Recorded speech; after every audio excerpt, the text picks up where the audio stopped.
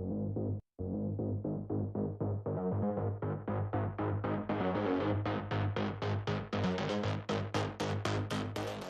Paldo, Pampanga, magandang araw Central Luzon. Ako po si Justin Dizon, taga rito. Kasama nyo para sa CLTV 36 Balitaan, atin to. Kabalen, Karihiyon, araw na ho ng Huwebes ngayon, March 2, 2023. Kumusta ho kayo? Naway nasa mabuti ho kayong kalagayan sa mga oras na ito. Marami sa ating mga kababayan, I'm sure, nasa kanika-nila ng mga trabaho o di kaya naman sa eskwelahan. At tumutok ho kayo dito sa ating programang CLTV 36 Balitaan para ho sa mga napapanahong balita at impormasyon na dapat ninyong malaman na mahalaga po sa inyong pagdedesisyon. Gaya na lamang itong nationwide strike na planong ikasa sa susunod na linggo. Ito ba ay matutuloy o hindi? Ayon ho sa mga nakausap nating grupo ng mga tsupera, pinamumunuan ni Kuyang Dan Yumul, itong Confederation of Passenger Transport in Central Luzon, ay hindi na raw sila sasali sa strike dahil nga ay nagkaroon ng extension yung tinatawag na application for franchise consolidation. Yan ho yung ating tatalakayin at marami pang iba dito ho sa ating programang CLTV 36 Balitaan. At narito na hong mga malalaking balitang nakalap ng ating news team ngayong Huwebes ng umaga. Ito mga kabalen, ilang consumer ng Svelapco umalma sa pagtataas ng kanilang electric bill, bunsod ng buwis na mula ho sa bagong supplier.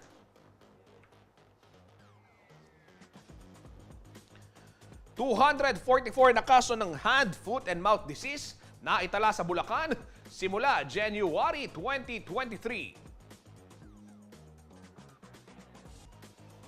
In-person classes sa lungsod ng Angeles, suspendido sa March 6 hanggang March 10. Libreng sakay, handog naman ng city government. Paleng QR program inilunsad sa Bagak, Bataan. At kauna-unahang dialysis center sa Kalumpit, Bulacan. Target hong magbukas sa darating na Hulyo.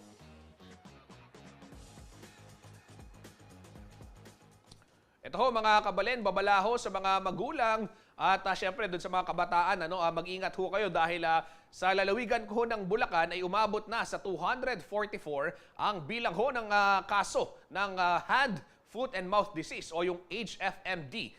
At simula ho yan nitong January 1 hanggang February 4 ng taong kasalukuyan. Sa datos ho ng Bulacan Provincial Health Office, pawang mga bata edad 5 pababa ang karaniwang dinadapuan ng HFMD. Dahil dito, mahigpit pong pinaalalahanan ni Governor Daniel Fernando ang kanyang mga nasasakupan na maging mapanuri ho sa sintomas ng naturang sakit. Kabilang ho sa mga sintomas na dapat bantayan ng hand, foot and mouth disease, ayon pong lagnat, kawalan ng gana sa pagkain, mga sugat, pantal sa balat, at maging yung pananakit ho ng lalamunan. Ugaliin din daw ang madalas na paghuhugas ng kamay at paggamit ho ng protective gear. Kung kayo ho ay may mga alagang hayop o mag-aalaga ng hayop. At dapat din umanong panatilihing malinis ang kapaligiran at i-isolate na yung mga may sintomas ng sakit upang maiwasan ang pagkalat nito. Samantala, ayon ho sa Provincial Health Office ng Bulacan, wala pa rin lunas yung foot and mouth disease o yung hand, foot and mouth disease. Pero maiwasan ho ang paglala nito sa pamamagitan ho ng pag-inom ng malamig na inumin, pagmumumog ho ng oral antiseptics at pag-inom ng analgesics at yung antipyretics para ho sa lagnat.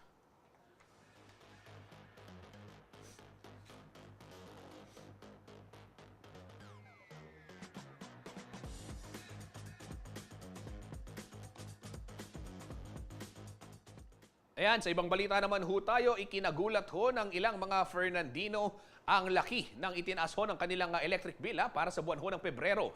Hindi law po nila inaasahan na maliban ho sa generation charge increase ay mayroon ding itong kaakibat na buwis. Paliwanag man ho ng Svelapco, otomatiko ang EVAT sa coal power energy na siya pong pinagkukunan ngayon ng elektrisidad. Narito pong exclusive report ni Jenna Lumbang, Parungaw. Sa maliit na sari-sari store na ito sa Barangay San Agustin, Ciudad San Fernando, umaasa ang pamilya ni Margarita Bulgan. Mayroon siyang 3 anak, habang ang kanyang asawa ay pasundot-sundot lang kung magkaroon ng trabaho. Kaya naman ang mabalitaan ni Aling Margarita ang dagdag singil sa kuryente, nagbawas na raw sila sa paggamit ng mga appliances. Tanging ang kanilang freezer lamang sa tindahan ang pinaaandar. Nagbunga naman ang kanilang pagtitipid dahil ang dating 312 kilowatt-hour na konsumo noong Enero ay bumaba sa 274 ngayong Pebrero. Pero ang siste, sa halip na bumaba ang bayarin dahil sa pagbaba ng konsumo ay lalong tumaas pa ito. Ang dating higit 2,600 na bayarin noong Enero, naging 3,667 pesos ngayong Pebrero. Pagdating ng bill kahapon, ay Diyos ko po, nakakagulat po ang laki. Sobrang taas po. Nakakabigla talaga. Yung last bill, may sinulat daw sa spell ko. Wala rin kasi ako nun. Tapos, kaso naman, yun nga, magtipid tayo. O mahigit 50 o mga 60 kilowatts yung tinipid namin. Wala rin nangyari. Lalo pang lumaki ang bayad. Kung pagkukumparahin ang komputasyon sa nakaraang electric bill, makikita na noong January ay nasa 4.22 pesos lamang kada kilowatt-hour ang presyo ng kuryente ng Esfalapco. Sumampa naman ito sa 7.9 pesos nitong Pebrero. Wala namang paggalaw sa halaga ng distribution charge, ngunit nagkaroon ng pagbabago sa government revenues. Kung dati ay walang tax ang generation, makikita na sa bagong electric bill na mayroon ng sinisingil na 0.87 centavos na EVAT generation. Kung pagbabatayan ng January computation at walang naimplementang dagdag singil, ang generation at transmission charge ay nasa higit 1,461 pesos lamang sa halip na 2,541 pesos. Pagdating sa distribution charge at other charges ay walang pagbabago habang nasa 186 lamang dapat ang government revenues kung tatanggalin ng EVAT. Kaya ang 3,667 pesos na electric bill ni Aling Margarita ngayong Pebrero, 2,346 pesos lamang ang presyo kung ang pagbabatayan ay ang komputasyon noong Enero. Ibig sabihin, tumaas ng higit 1,300 ang kanyang bayarin. Matatanda ang ipinaliwanag na ng Esfalapco ang naturang dagdag singil ay bunsod ng mas mataas na generation charge ng bagong power supplier. Coal power ang source ngayon ng Esfalapco na mas mahal dahil kumpara sa dating source na renewable energy dahil mayroon itong tax sa paggamit. Ito raw ang dahilan kung kaya't mayroong EVAT generation na makikita sa bill. At niyang EVAT in generation ni kasi same rules istungin kaya kang source ay renewable. Antiyan, coal, balam uling yan, tatamban mong makanyan, import tayo, tampanang bandang makanita, tatangab, pati niyang VAT itang puwatang angkatan keti papunta keti. Kung tutuusin ay higit raw na mababa ang 7.9 pesos na inabot ng generation charge kumpara sa kanilang prediksyon na aabot pa ito ng higit 10 piso. Ang generation charge daw kasi ay nakabatay sa halaga ng nabibiling coal ng power supplier. Minuli mong 790 kasi may improving prices ng coal king world market. Ni baba. Not because of any intervention. It is market driven. So therefore, kung mababay ang puhunan na ng panangap mo, mababa dapat singilan din. Samantala, hindi umano kumbinsido ang pamahalaang panlunsod ng San Fernando sa price increase. Hindi raw kasi ito dumaan sa Energy Regulatory Commission o ERC na siyang nag-aaproba kung may pagtaas sa singil, kaya patuloy itong idinudulog sa iba't ibang tanggapan ng gobyerno. Umaasa naman si Aling Margarita na magbubunga ang ginagawang aksyon ng city government. Pasalamat sana kay Mayora kung talagang may paglaban. Ay malaking tulong po sa amin. Sana nga, wag na lang ituloy ang pagtaas ng kuryente dahil kawawa naman yung gaya sa amin na mahirap. Taas na nga lahat ng bilihin tapos dumagdag pa yan. Talagang tipid-tipid talaga kung kahit paanong ang tipid namin. Talagang ganun. Ako si Jana Lumbang Parungaw, taga rito. Kasama nyo para sa CLTV 36 News, atin to. Mga karehiyon, high-tech na ho ngayon ang pamamalengke sa bayan ho ng Bagak, Bataan matapos pong ilunsad ng pamahalaang panlalawigan ito hong Paleng QR program. Ang Paleng QR program po ay proyektong dinevelop ho ng Bangko Sentral ng Pilipinas at ang Department of the Interior and Local Government na naglalayong magsulong ng cashless payments sa mga pampublikong pamilihan at maging sa local transportation gaya ho ng mga tricycle. Ayan, parang talagang wala ng cashless na, wala ng bills sa ating pitaka, wala ng barya. No? Parang yung ating mga kasama dito, si Kuyang Ray Bravo, pag nagmimerienda kami, cashless, agad yung sinasabi niya, doon tayo sa walang bills. Ayan, pwede kang mamalengke sa Bagak, Bataan. Ayon ho kay Governor Joed Garcia, bahagi ito ng programa nila na Bisita Bayan para humailapit yung serbisyo ng Kapitolyo sa mga mamamayan ng Bataan.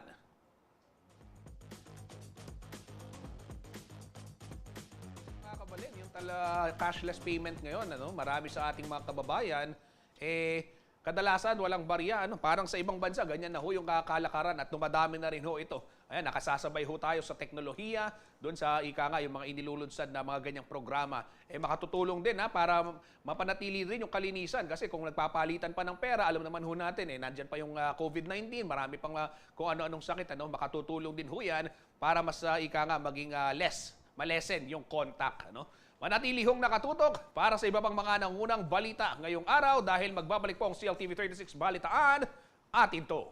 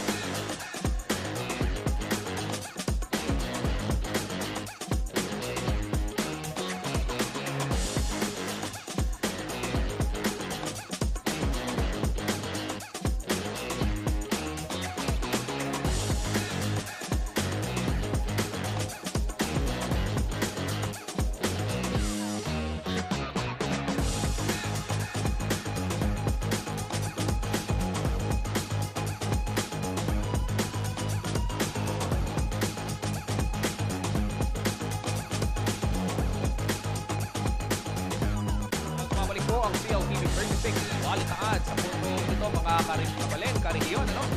Bigyan daan muna natin yung ilang scheduled power interruption dito ho sa lalawigan ng Pampanga.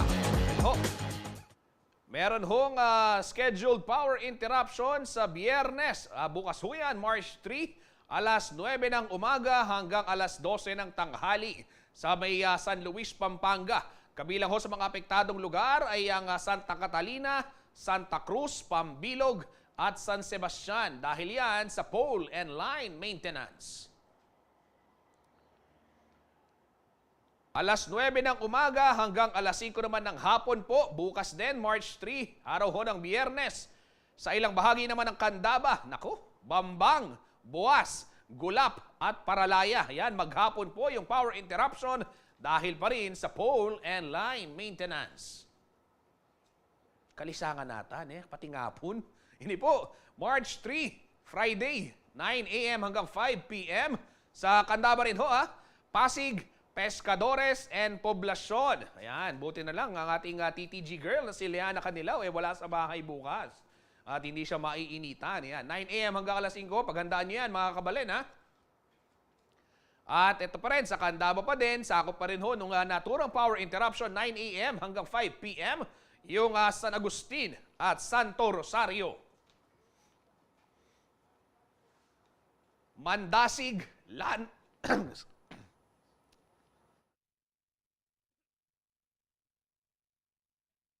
Mandasig, Lanang, Pansinaw at Pasig. Ayan, meron din hong power interruption. Bukas, araw ho ng Biyernes, alas 9 naman yan hanggang alas 12 lang ng tanghali. Yan. Ito naman hong sa Lubao, Pampanga, March 3. Araw din ho ng Biyernes, alas 9:30 ng umaga hanggang alas 3 ng hapon ay magkakaroon ho ng power interruption para bigyang daan yung clearing ng mga lines. Meron din hong power interruption bukas Biyernes, alas 9 ng umaga hanggang alas 5 ng hapon. Diyan ho sa may Santa Rita, Pampanga, partikular na ho sa Barangay Dolores. Dahil naman yan sa relocation ng mga poles upang magbigay daan ho sa DPWH Bridge Construction.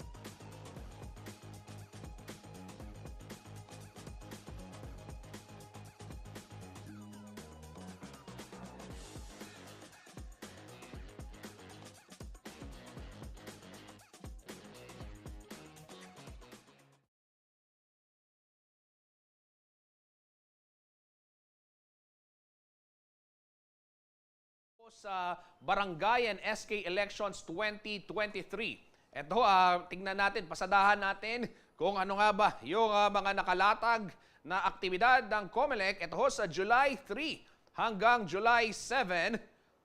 July 3 to July 7. Ito na ho yung filing ng Certificate of Candidacy.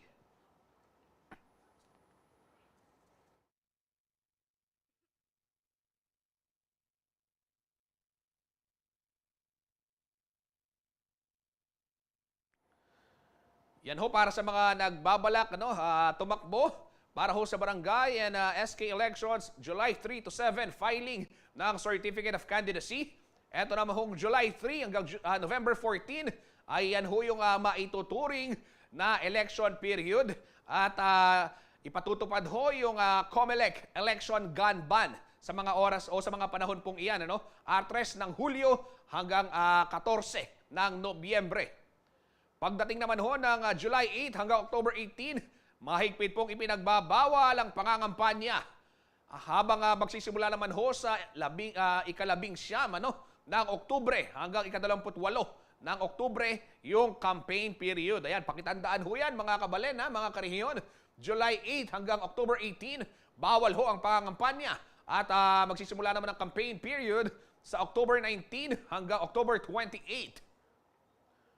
Yun naman hong liquor ban, ayan, October 29 hanggang October 30, ipatutupad ho yung liquor ban. Naku, apektado yung mga Halloween party ng mga kakilala natin sa mga panahong ito, ha. Yan, bawal ho ang alak. Huwag hong kakalimutan dahil yung 30 ho noong Oktubre, alas 7 ng umaga hanggang alas 3 ng hapon, ay yan ho ang itatalagang election day. Yan ho yung para sa barangay and sangguniang kabataan elections. At yung November 29, yan ho yung huling araw ng pagfa-file ng SOSE o yung Statement of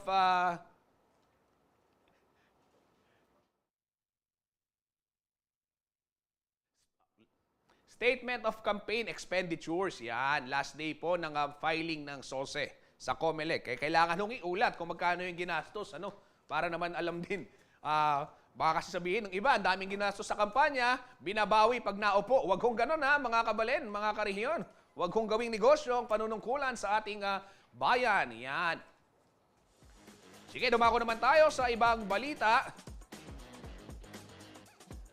Ito, sa lungsod ng Angeles, suspendido po yung face-to-face classes sa mga pribado at pampublikong paaralan mula ho March 6 hanggang March 10. Bunsod ho yan ng posibleng pagsali ng mga jeep sa lungsod doon sa tinatawag na nationwide transport strike.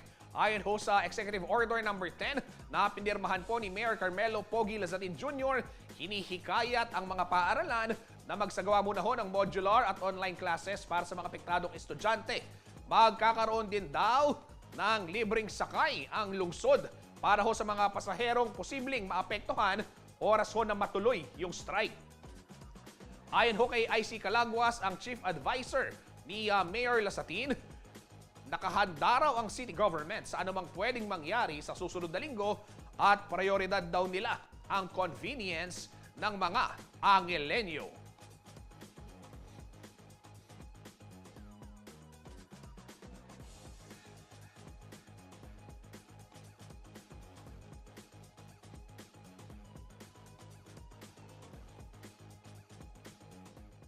Kaugnay ho ng balitang yan, inanunsyo po ng Land Transportation Franchising and Regulatory Board o LTFRB na extended ho hanggang December 31, 2023 ang application for consolidated franchise ng mga PUJ drivers and operators. Ang consolidated franchise po ay isang hakbang sa pagbili ho ng mga bagong sasakyan na itinutulak ng pamahalaan sa ilalim naman ng tinatawag kong PUV Modernization Program. Kaugnay ho ng balitang yan, narito ang ilang pahayag ni Kadan Yumul, ang chairperson ng Confederation of Passenger Transport of Central Luzon. Ang issue po, number 1, para alam po ng mga taga-subaybay natin, extended po yung June 13, plus na, magiging December 31 na po.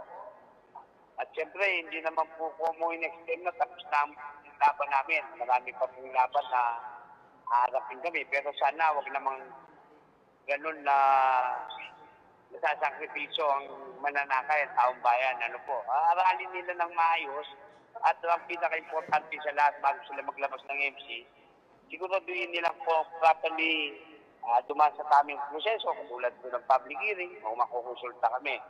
Pangalawang issue po, papayagan na rin nila na lahat po ng na-expired ng prangkisa before pandemic 2018 up to 2023, pwede na pong mag-file ng late filing.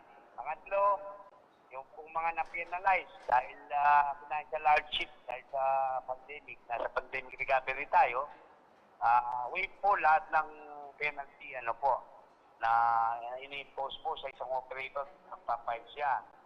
Pangapat, yung lahat ng nakabili po ng mga sasakyan o prangkisa, ina-allow na po nila yung tinatawag nilang sell and transfer, Pangapat, ito po, napaka-importante dito. Dahil kung wala pong LPTR, i-issue yung gobyerno o LGU, hindi ka makakapangutang sa Land Bank o DBM. Ngayon, magpapasa na lang po ng alternative certification ng LTFRB para pautangin kami ng bangko.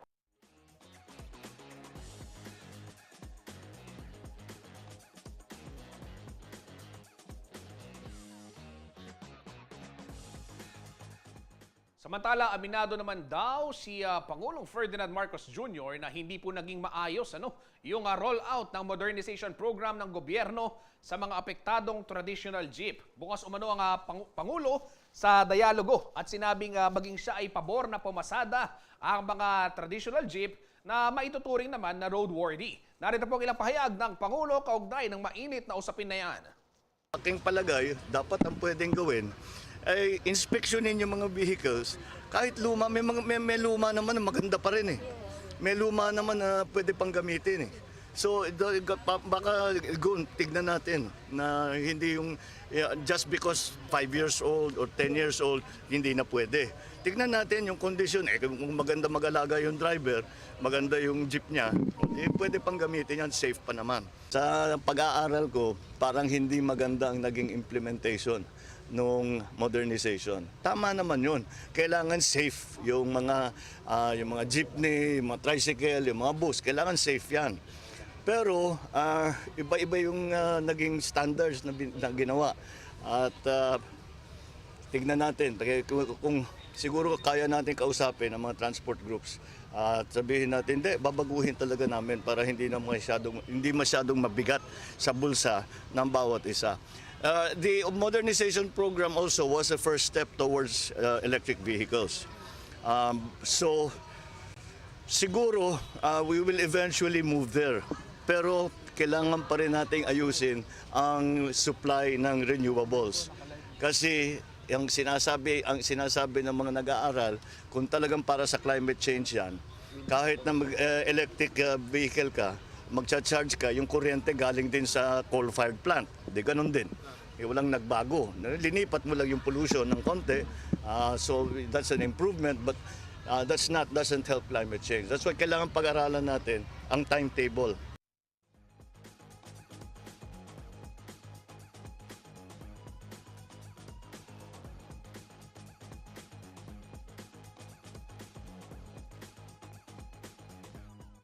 Kabalen, sa atin hong pagbabalik, tignan naman natin yung naging pahayag po ng BCDA kaugnay ho nitong expansion ng EDCA. Dahil ayon ho sa pamunuan ng BCDA, wala pong gagawing military exercises sa Subic at Clark dahil na rin ito yung mga itinuturing na civilian community. Manatili hong nakatutok at magbabalik ang CLTV 36 Balitaan atin to.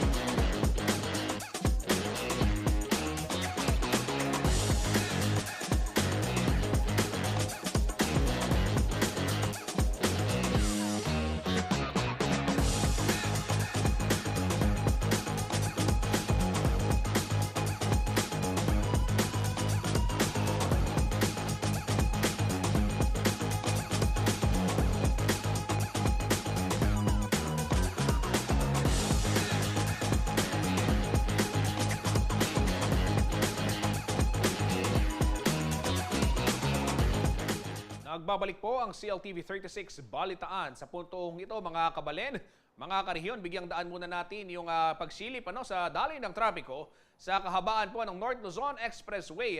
Mula ho yan sa NLEX Corporation, live na live ho yan. Ngayon po alas 10:39 ng umaga. Ito ho nasa gawing kaliwa sa pinakataas. Yan ho yung Balintawak. Yung nasa gitna naman ho, Harbor Link, At yung sa may sa gawing kanan naman ng pinakatas na screen, ito ho yung Mindanao Avenue. Sa gawing ibaba naman, pinaka kaliwa, yan ho ay sa Mexico. Yung nasa gitna naman ho sa ibaba, yung Bocaue northbound. At ito ho nakikita nyo sa pinakasulok, ilalim ho gawing kanan ay may kawayan.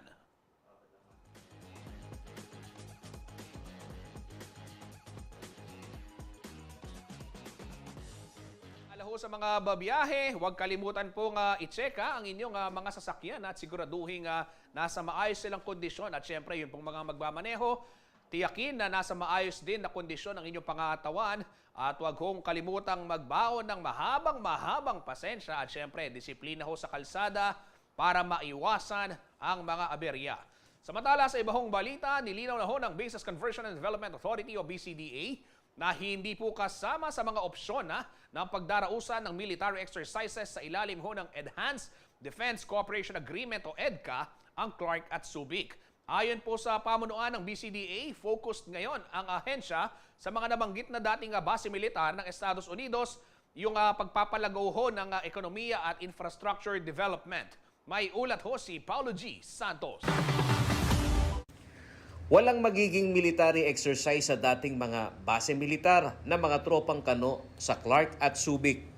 Ito ang pahayag ni Retired General Delfin Lorenzana, ang chairman ng Bases Conversion and Development Authority o BCDA, kaugnay ng planong expansion ng Enhanced Defense Cooperation Agreement o EDCA sa pagitan ng Pilipinas at ng Estados Unidos. Ayon kay Lorenzana, pawang mga civilian community na ang Clark at Subic at nakatuon ngayon ang gobyerno para sa higit na pagpapaunlad ng ekonomiya sa mga lugar na ito. Ito lang ang ang hula ko ay yung EDCA kasi ay ilalagay sa military camps. Ang Clark hindi na military camp ito. It is already a civilian airport. Sa kasalukuyan, mayroon ng 5 predetermined EDCA sites at 2 dito ay matatagpuan naman sa Central Luzon. Ang mga ito ay nasa Antonio Bautista Air Base sa Puerto Princesa, Palawan, Lumbia Airfield sa Cagayan de Oro, Benito Ebuen Air Base sa Cebu at Basa Air Base sa Florida Blanca, Pampanga at Fort Magsaysay Military Reservation sa Nueva Ecija, kung saan matatagpuan ang pinakamalaking kampo ng militar sa bansa at madalas na lokasyon ng Philippine-US military exercises. Habang ang karagdagang 5 pasilidad ay posibleng itayo sa Cagayan, Palawan, Isabela at Zambales na sisimulan umano sa taong 2023 dahil hindi pa natatapos ang iba pang mga kasalukuyang proyekto. So mayroon sila dyan sa Basa na ginawa nila ng 2018, tapos siguro sa Magsaysay at iba pang mga kampo, pero hindi sa Clark. Kinumpirma naman ni Lorenzana na under negotiation na ang planong paglilipat ng kampo ng Philippine Air Force na kasalukuyang nasa Clark. Ito'y bunsod umano ng gagawing second runway para sa Clark International Airport. Pinag-uusapan namin yan ngayon kung ano ang magandang hakbang natin gawin dito sa Air Force na to, o relocation.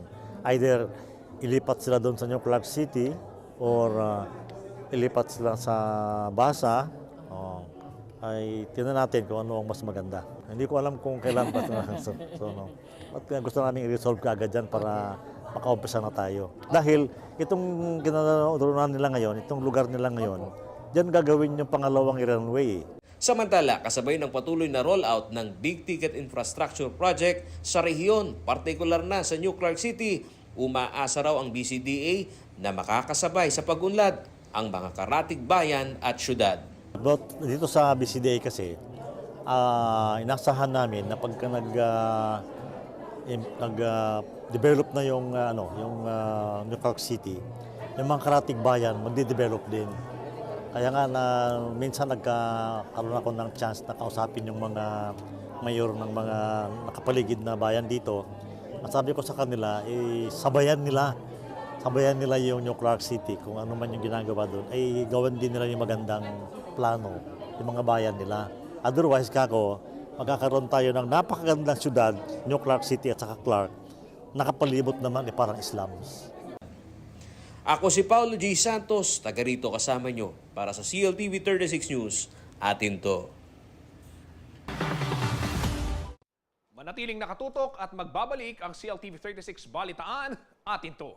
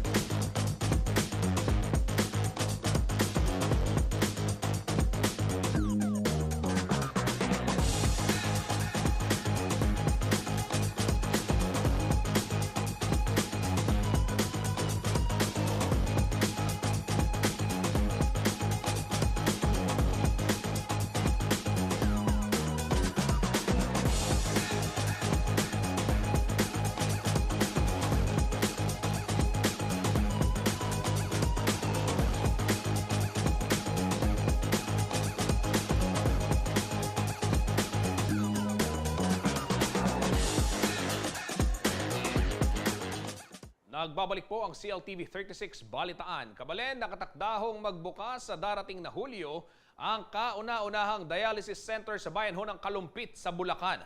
Marami raw kasi sa bayan ang nangangailangan ng naturang serbisyo medikal. Sa datos ho ng Rural Health Unit ng Kalumpit, pangatlo po ang chronic kidney disease sa sanhi ho ng pagkamatay ng mga Kalumpitenyo. Narito pong detalye ng balitang yan.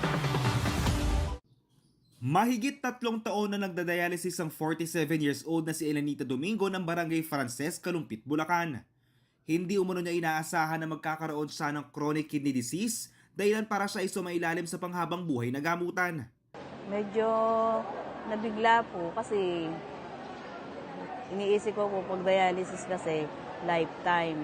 Kaya po nung panahon na yung sinabi ng doktor na ako yung magdadialysis, medyo na-stress po ako noon. Pumayat po ako. Saka 1 week po bago ako nakapagpasya na magdadialysis. Umaabot umano sa 1,300 pesos ang kanya binabayaran sa kada session.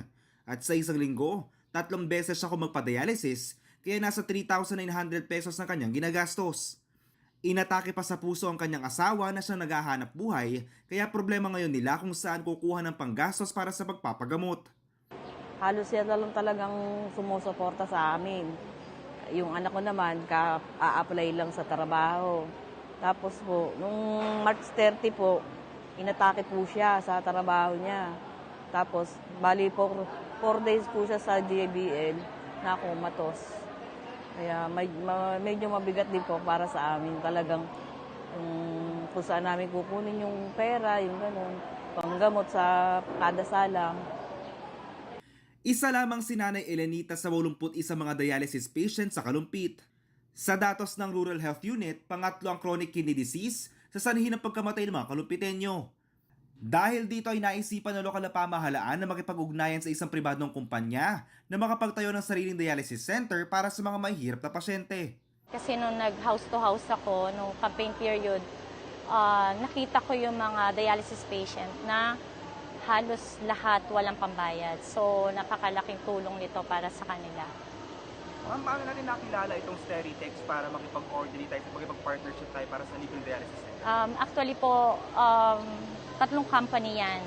Pero nung nakita ko na madaling kausap at itong Steritex company at willing sila dun sa katulad niyan, yung injection libre. So, nakita ko sa kanila na yung company nila, it's more on sa foundation din, more on sa makakatulong din. Kaya sa kanila tayo nakipag-MOA.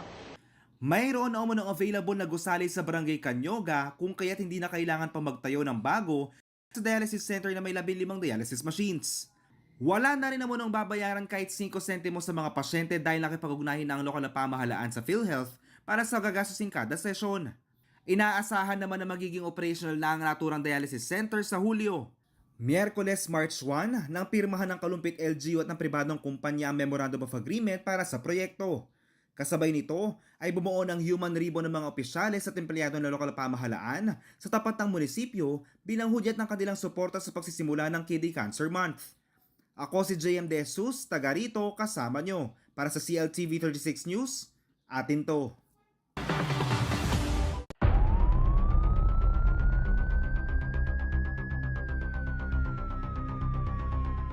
Dalawang drug den sa Mabalacat City, Pampanga ang nalansag ho sa magkahiwalay na operasyon ng Philippine Drug Enforcement Agency o PDEA nito hong Lunes, February 27. 8 suspect ang naaresto sa unang operasyon na isinagawa ho sa may Rojas Street, Barangay Dau. At 5 individual naman po ang naaresto sa sumunod na operasyon sa parehong barangay.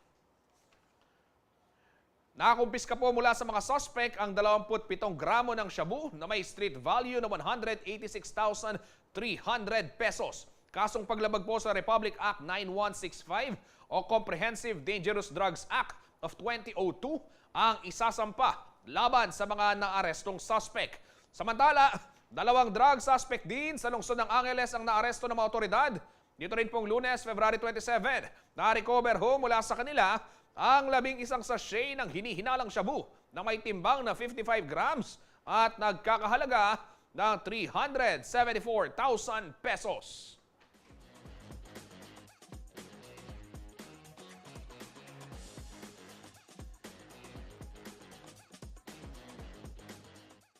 Ito naman ho mga kabalen, nahuli ho ng mga tauhan ng Bulacan Environment and Natural Resources Office o BENRO ang isa hong rare green iguana sa Bustos Checkpoint noon pong Sabado, February 25. Nasa 45 inches po ang haba ng naturang reptalya mula nguso hanggang buntot. Mayroon din itong rare features kumpara ho sa iba pang klase ng iguana. Ayon ho kay BENRO Chief Bim Joseph Arada, hindi raw parte ng local biodiversity ang naturang iguana. Na-turn over naman ang reptalya sa pangangalaga ho ng City Environment and Natural Resources o CENRO sa Giginto at dito pong Lunes, February 27.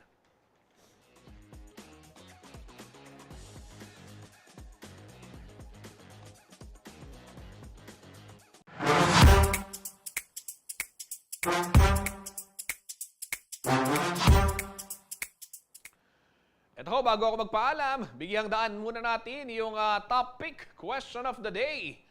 Nano, ing paborito mong pamangan, anyang anak ka? Ay, Diyos ko. Sakit na pong pakibatanin ko ngayon eh. Sige nga, basahin natin. Sabi ni Arnel Dizon Berse, ebon sa giwa, tapos dinan may asin ang pong gatas damulag ang pong asin. Nung atin tuyo, mas manyaman. Throwback ko, talaga, anyang malati ko. Wow! Nagutom ako Parang sarap nga nung gatas damulag ang pong tuyo, kayong mapaling nasi. Yan. Sabi na po nga Ngilita Guevara, dakal ko buri, potang magkasya kining comment nung sabihan ko ngan. Pero yung peka, paborito ko talaga, niyang anak ko, tusinong damulag, kay Batman ang bula ka, gatas na. How? Gatas damulag.